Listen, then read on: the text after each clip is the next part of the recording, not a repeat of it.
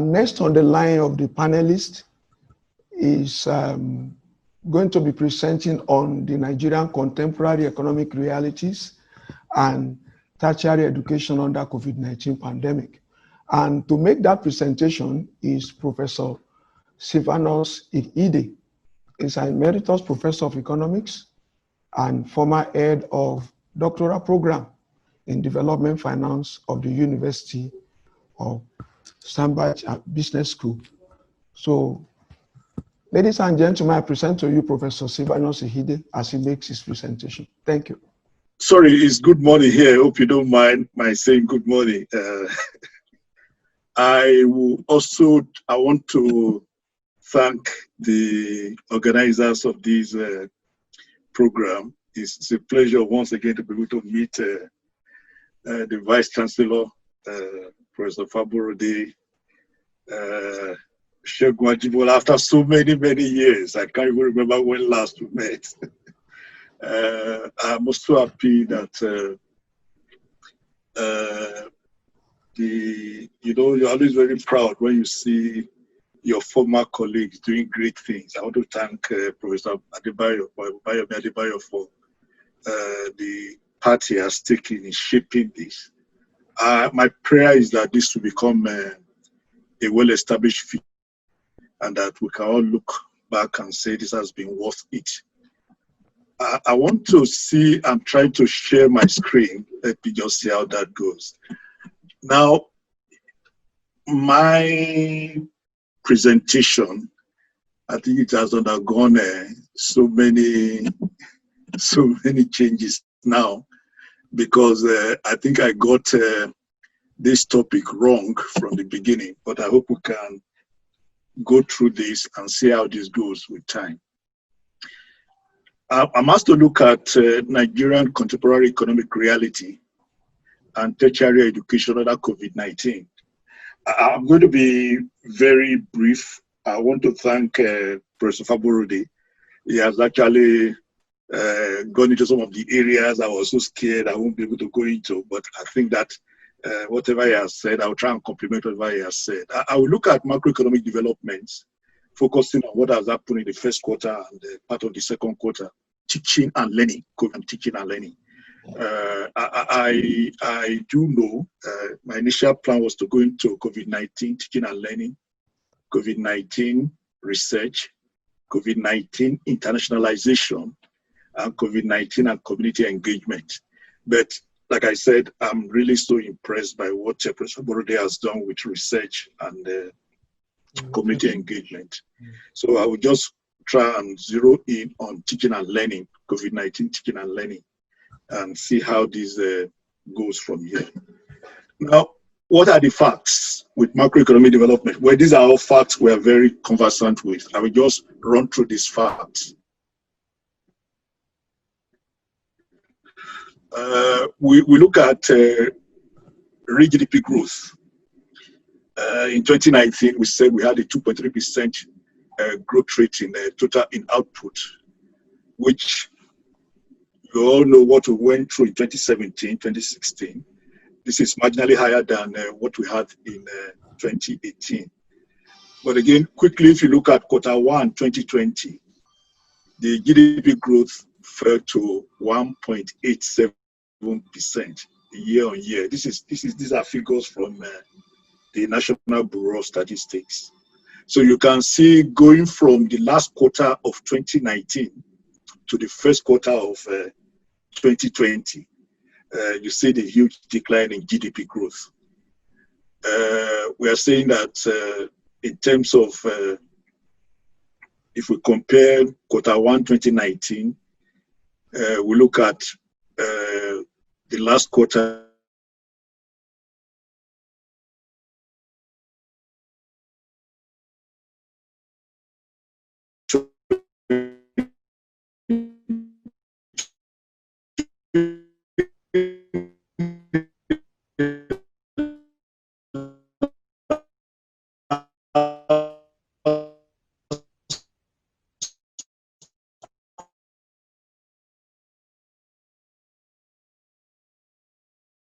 and COVID-19 was a follow-up to sorry, the lockdown was a response to COVID-19.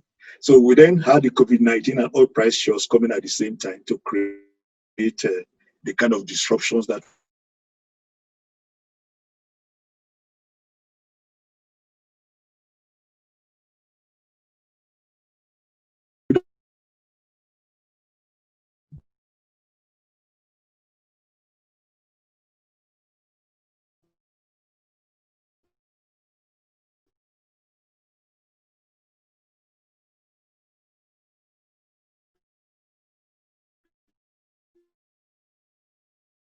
bank actually, according to their estimates, they expect the economy to contract by about minus 3.4. That was the estimate before the recent one. A week ago, we are going from minus 3.4 to minus 5.2%. I hope that doesn't happen. But let us look at the official figures we have right now. The official figures we have is that the economy might contract by about 3.4%. Now, if you look at crude prices, like I said,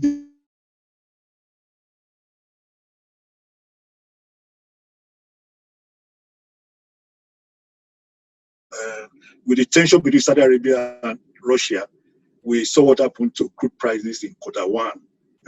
That is not new to all of us.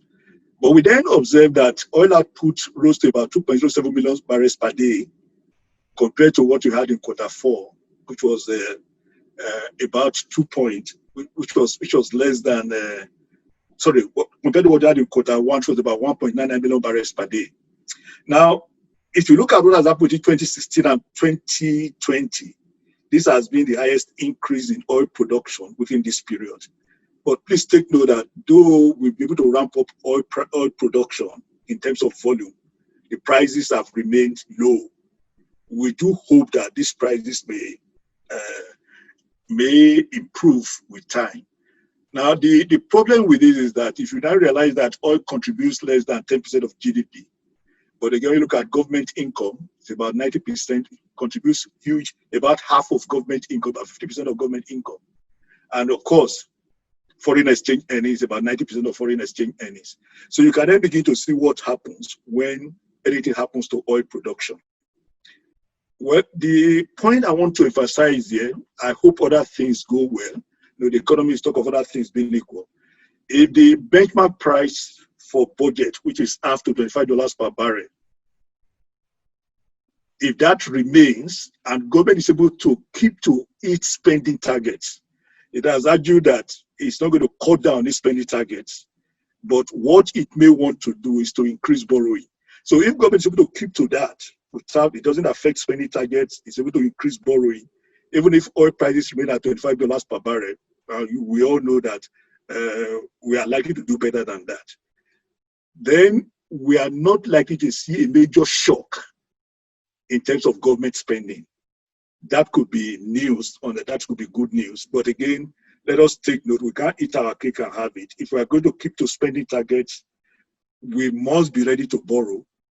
And that has been a lot of discussion, a lot of debate in the Nigerian economy, but we'll come back to that. Now, what has happened to fiscal revenues? We've seen that. We said during the fiscal revenues by estimate is less than 7% of GDP. We're also saying that the increase in spending has widened the deficit. And what have we done with the deficit? We've resorted to borrowing.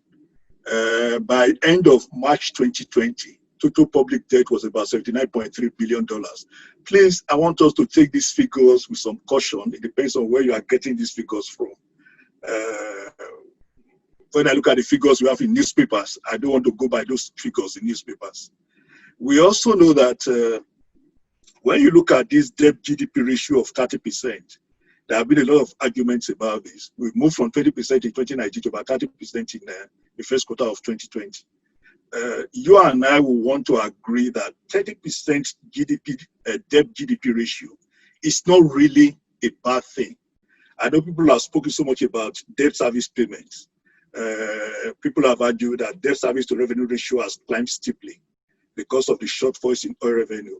There are a lot of controversies here, but let me quickly say here that if we go by the international standards in terms of metrics of debt, 30% debt GDP ratio for Nigeria is quite sustainable. Now, when you look at debt service revenue ratio, let's be very careful. Somebody gave me a figure of 99%. But again, I think it's unfair because that figure was for January. When you then remember that in January, February, oil revenues fell drastically. To talk of debt service revenue ratio of 99% is simply politics, it's hogwash. So we need to be very careful about the figures of debt service revenue ratio that is being pounded over the place. It is quite high, but again, it is within controllable levels for a country of Nigeria's status. Now, the external sector has suffered a lot of decline, about 2.3% of GDP, if you look at the current account. Again, the figures just got worse, Q1 2019. But again, when you look at what has happened in Q4 2019, the current account deficit was about minus 5.4%.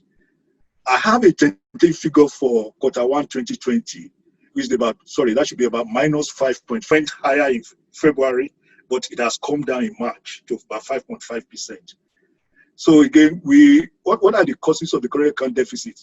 Very importantly, let's take note of the services account has been taking a lot of battering. Again, the reason why we want to emphasize is that this can get worse. If you look at the lockdown between March and May, we know what has happened to travels. We know what has happened to your income account. And we know what is likely to happen to import bills.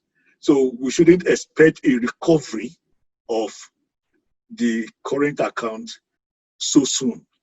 But the argument here is that if the goods account does get better and the service account gets worse, we might be able to remain at where we are now in terms of the current account. Now, the exchange rate is a very important thing to look at, and look at what has happened to the exchange rate throughout this period. Oil revenues have declined. There has been a fall in foreign exchange reserves.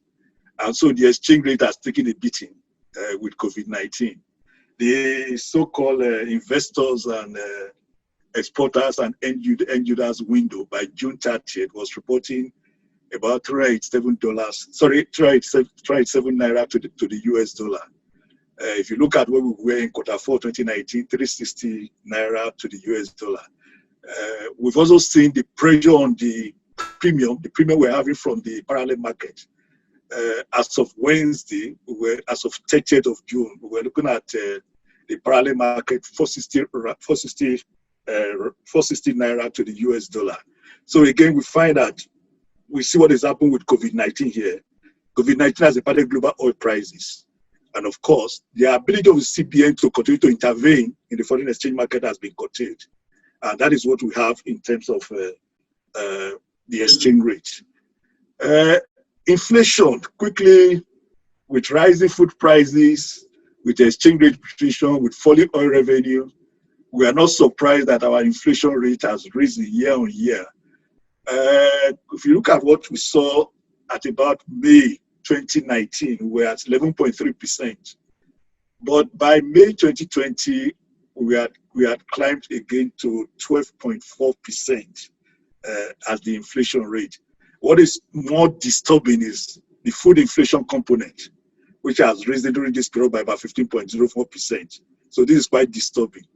Lastly, if you look at poverty remains very widespread. People have referred to Nigeria as the poverty capital of the world. I don't know what they mean by that, but again, if you look at the national average in terms of poverty, it's about 69%. So when you have this high poverty rate, you have rising unemployment going hand in hand. We are not surprised that they're going hand in hand. We do believe that one of the ways of fighting poverty nowadays is to focus on creating employment, boosting income, and therefore reducing poverty. So if we're not able to create employment, we're not surprised that poverty is rising high. So again, we look at other social programs. We will talk about these social programs that government are embarking on if we have time, and to ask ourselves whether in the face of the current crisis, whether these social programs are ideal. Now, let me quickly go to what I consider the core of our discussion. Why are we focusing on tertiary education, COVID-19 tertiary education? I think Prof already has answered part of this question partly. We need to be quite clear on the sequence of events here. COVID-19 will have direct and indirect effects. For the Nigerian economy, we're going to have direct effects on income, on employment, on exchange rates, on inflation. And of course, this will depend critically on what happens to oil prices. 2 years ago, I was in a forum in Nigeria where I was telling them that, look, our economy is about oil. If oil recovers, the direct effects on employment, exchange rates, and inflation might not be worse than what we had before January 2019, January 2020. So in other words, we can bounce back. Sorry, I'm not saying we do better than we were January 2020, but we can go back to where we were at January 2020 in terms of the direct effects on incomes, on employment, on exchange rates, on inflation, and so on and so forth. But the indirect effects are going to be long-lasting. And I think particularly the indirect effects on tertiary education are going to be long-lasting. And that is where I have my worry. So we must begin to do a rethink on our tertiary education. Now, let's quickly again remind ourselves that a country like Nigeria must depend to a large extent on its educational system. It must depend on its tertiary education. In other words, a country like Nigeria must depend on its tertiary education for requisite skills. We cannot run away from that. One of the things I'm very proud of, I don't know whether we have lost that, is that the few African countries I've been to in the past 15, 20 years, if you are looking for medical doctors, you are looking for professors in universities, they are Nigerians in these African countries. If I be specific in South Africa, again, this is the result of what we did in the past with our tertiary education. Sorry, I'm not arguing that people should run away from their country, but you can see the impact of what we did in tertiary education. We were having a discussion in South Africa a couple of years ago, and a minister for we call them MECs, not minister really, for the provinces. The one in charge of education was telling us that in one of the provinces, that if Nigerian medical doctors should go on strike in that province, the hospitals in that province will close down in South Africa. Again, this is what we have done with the building of skills in our tertiary institutions in the past. Again, just yesterday afternoon, I was having a discussion with someone called me from Maryland. He said, look, there's a popular saying in Maryland that if nurses in Maryland go on strike, if Nigerian nurses in Maryland go on strike, that the health system in Maryland, the US, not Africa, that the health system in Maryland will close down if Nigerian nurses go on strike. These are no exaggerations. The point we are making here is that in the past, we actually built the skills, the ability to build skills and build good quality skills. Our universities had them in the past. So tertiary education system is very important for future economic growth. And of course, we know that with where we are now, we cannot run away from that. Whether the Nigerian education system will still continue to perform that role will depend on a number of factors. The second major problem we need to look at when it comes to tertiary education here is that one of the problems we need to fight in Nigeria right now is population growth. And tertiary education system will have a lot to do in terms of how to deal with the population problem. This will require tertiary education, especially for women. And this will require to train women who actually know how to use contraceptives and what to do with reproductive health services. If we don't do this if we don't continue to emphasize the role of our tertiary education in this area, we will then need to contend with this issue of burgeoning population. The population thing in Nigeria has two very, very bad aspects. There is the youth bulge. People have argued that about 60% of the population consists of youths. Then there is the aging population, and both of them will create problems for the health systems. So we need to think of how to deal with this, and tertiary education will be very useful in dealing with this. Lastly, if you look at the issue of individual development, ability to escape poverty, we've talked about poverty.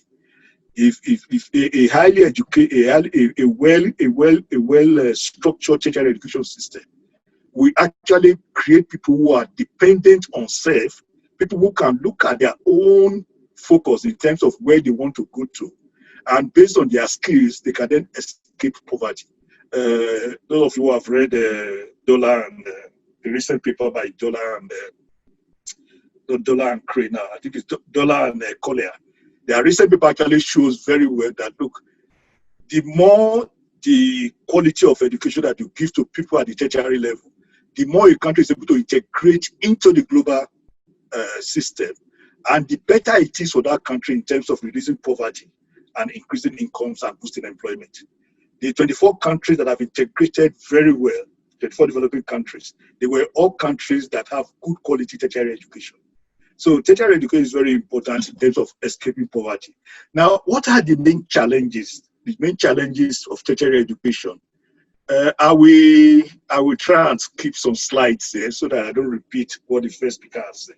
But for me, the first challenge we need to deal with is the challenge of improving the quality of education across our own value chain. Whether it is primary, whether it is secondary, whether it is higher education, we all need to agree that we need to improve the quality of education, actually at the tertiary level. We all know that, we know the cause of this. When schools are deprived of resources, facilities, qualified teachers, it will be very difficult to have efficient and effective quality education. So this is one of the things we're suffering from right now. Again, it's a bit difficult to say this, but I could give you 2 examples. I know when I first got to the Southern African region a couple of years ago, when our students finished from SS3, they are admitted into South African universities immediately. Now, that stopped about 5 years ago. Our pupils who finished SS3 in Nigeria now go back to grade 11. It's grade 11 and grade 12 before they are admitted into South African universities. I don't think this is very good. So we need to begin to ask ourselves, at the university system, you are now getting our graduates who made 2nd class or first class to do postgraduate diploma before going for an MSc. I don't think that is. We need to ask ourselves, what has happened to the quality of our education? So we just need to look at where we were and where we are now. There are a number of factors that may be responsible for this, but we need to look at that. The other problem I have with the higher education system is with the academics. We've all said over and over again that the working conditions, the issue of salaries for academics, we need to debate this nationally. We need to ask ourselves, how do we deal with this? Again, the problems here are twofold. There is the national problem. I mean, a country where inflation rate is at 12–13%. If you increase university teacher salaries today, in another 2 or 3 years, the purchasing power would have gone and we'll be back to square one. But again, we need to ask ourselves, in terms of what we pay academics in universities, it's time for us to debate this nationally. Again, is our remuneration in the university system keeping effectively with other sectors of the economy? We need to ask this question. Again, in terms of attrition of academics, what is responsible for the attrition of academics? So we need to begin to think of a new plan. What is the new plan we are developing to be able to deal with some of these issues? I asked the question, is there a crisis? Of course, there is a crisis. Number one, public investment in education. If you look at those figures we are showing there, I won't go into these figures in detail. I will just look at the last bullet point we are making here. If you look at Nigeria's education budget, the UNESCO has described it as grossly insufficient to meet the needs of the sector. Again, I looked at what is the immediate implication of this. I'm ashamed to say this, that in the last world ranking of universities globally, the one that came out 3 weeks ago, only 2 Nigerian universities made the first 1,000. And again, I want to compare that to 8 universities in South Africa. So the major problem is that if we are ready to have good quality tertiary education, we must be ready to put more money into education sector. We just can't run away from that, in addition to the other issues that we're dealing with. Again, we look at the major issue with tertiary education under COVID. I want to look at teaching and learning. Why am I interested in teaching and learning? Teaching and learning because we are running into an area where I think we have a lot of work to do in the Nigerian tertiary education system. COVID-19 has suddenly dumped on all of us what we refer to as remote learning, whether we like it or not. Because I was listening to a report from Florida this afternoon. Florida, we all know what is happening in Florida state. That state is saying that, look, the major cause of the spread of the virus in Florida right now is because of gathering, whether it is gathering of people in the church, gathering of people at parties, and by implication, gathering of people at schools.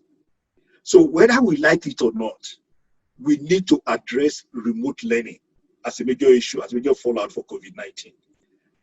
Again, when you look at the principal elements in the teaching and learning process, the teacher is the prime mover, the learners, the environment. I remember the ERGP, well, I had the Economic Recovery and Growth Plan a couple of years ago, talked of the role of ICT and digital revolution. But again, the ERGP did not talk of the role of ICT and digital revolution in connection with teaching and learning. The major concern was that we need to give people ICT, digital education, so that they can meet the demands of the international labor market. But I think what we are dealing with now is more than the international labor market. Now, when it comes to remote learning, what are the 4 issues we look at? Look at how do we communicate with learners? How do we focus on equity and access for all learners? How do we identify with technologies that can help learners? How do we use both synchronous and asynchronous methods when it comes to dealing with learners? Now, the purpose of remote learning in COVID-19 is very clear. We need to replace face-to-face interaction with students with preparing. We need to begin to think of how to prepare remote teaching, remote learning, remote assessment. These are things we are not doing at all yet, or we are doing at a very low level in Nigeria. There are 2 main parts of this. There is the online learning. I focus on online learning. Again, the idea of using online tools for learning is very important. We assume that there is a distance between you and the teacher and the learner. So we need to use online learning to do assignments, to do tests, to deliver lectures. But let us take note that our online learning is not exactly, there are variants of online learning. Your virtual learning, your e-learning, your blended learning, they are all forms of online learning. But let us take note that there are differences, slight differences between these. Now, what we have found for the US is that even in the United States of America, the preponderance of teachers are not vast in the use of online learning. A recent survey that came out 2 weeks ago shows that 65% of university teachers in the US are not very conversant with online learning. So I'm just trying to imagine if we have to do this survey in Africa, what figures are we going to come up with? So again, we find that even those who are conversant with online learning, some of them are very inexperienced when it comes to how to use technology to deliver lectures. Some of them may do webcams, but in terms of how to use videos and use webcams to deliver lectures, the knowledge is very low. This needs to survey in the US. Again, what is I don't want to go into blended learning, because blended learning will not be very popular when it comes to online learning. Now, what is the major recommendation we are making here? I just want to say this. I'm happy the Vice Chancellor is still online. What I've found in most universities outside of Nigeria is that universities now have a division of teaching and learning. And the division of teaching and learning is headed by a deputy vice chancellor or vice rector. So we have division of teaching and learning in almost all universities in South Africa. And I found that in universities here too, we have a division of teaching and learning that is headed by a deputy vice chancellor. In Nigeria, we have deputy vice chancellor academics, deputy vice chancellor administration, but it's gone beyond that. As a matter of fact, we have deputy vice chancellor teaching and learning, we have deputy vice chancellor internationalization, we have deputy vice chancellor academics, deputy vice chancellor research. So we find that in most universities, you have about 4 deputy vice chancellors. But let me focus on teaching and learning. For teaching and learning, there are 3 areas we need to focus on. Teaching and learning, the Center for Learning Technologies. We need to have a Center for Learning Technologies. We need to have a Center for Academic Planning and Quality Assurance. And when we have this at the center, these are duplicated in the faculties. You can now see why we had the Deputy Vice Chancellor to handle this. Now, when it comes to the issue of Center for Teaching and Learning, what is our focus here? Here we are trying to say that you want to create professional learning opportunities for academic staff so that they become more responsive, more innovative when it comes to teaching and learning. If you look at COVID-19 era, teaching and learning should provide temporary access to instruction and instructional supports. Again, we should begin to rethink how to adapt our face-to-face teaching for delivery of using university platforms. Then, of course, we need to begin to look at the basic principles of teaching and learning, which we do with face-to-face, and see how this is modified when it comes to remote teaching. Again, we also need to focus on our outcomes, our assessment, our learning opportunities. How do we integrate this to the learning environment or online teaching environment? Now, I just don't want to stress our academics. This is not the function of our academics per se. This is the function of the division of teaching and learning. I give you a very simple example. In 2017, I came to the US on sabbatical, and I was made to teach. I was told, oh, you're a professor. Our professors must teach the introductory course in economics. And I looked, I said, look, guys, I'm here to do research. If I have to teach an introductory course in economics, I'm teaching a class of 130, 140. I was so scared of that. But they said, well, the chair of the department said, look, all professors, I actually saw that, all professors, the 4 or 5 professors have to teach the introductory course. But let me tell you what baffled me. In teaching that course, that was the easiest course I've ever taught in my life. Why? The very first day I was giving that course, I was giving a top-level ICT fellow from the Teaching and Learning Center who sat with me to design my curriculum, to structure this to the ICT, to do my online delivery, to do my assessments. Every week he was with me at every stage. So it's the duty, I was told that it's the duty of Teaching and Learning Center. It's not my duty as an academic. So we need to go back and see how we can really develop our teaching and learning centers and not just leave this to our academics who are already overburdened. This Learning Technology Center is very, very important. We need to create it as part of the Division of Teaching and Learning. Now, what we want to do here, all we want to do here is how do we inspire meaningful, innovative use of technology for learning? Again, how do we increase the effectiveness of our learning process? How do we increase the effectiveness of our teaching?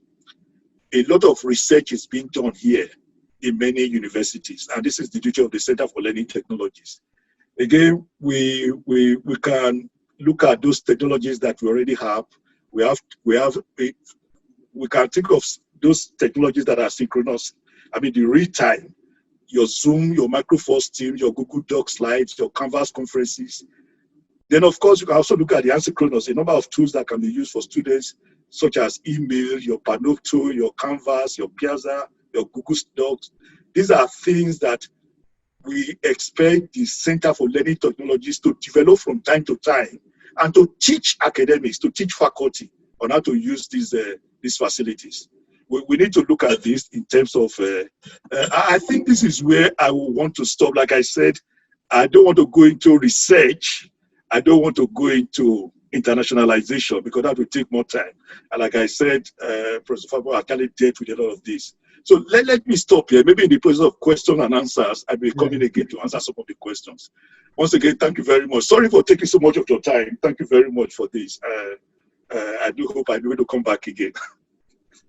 Professor Ikhide, we are very grateful for that brilliant presentation.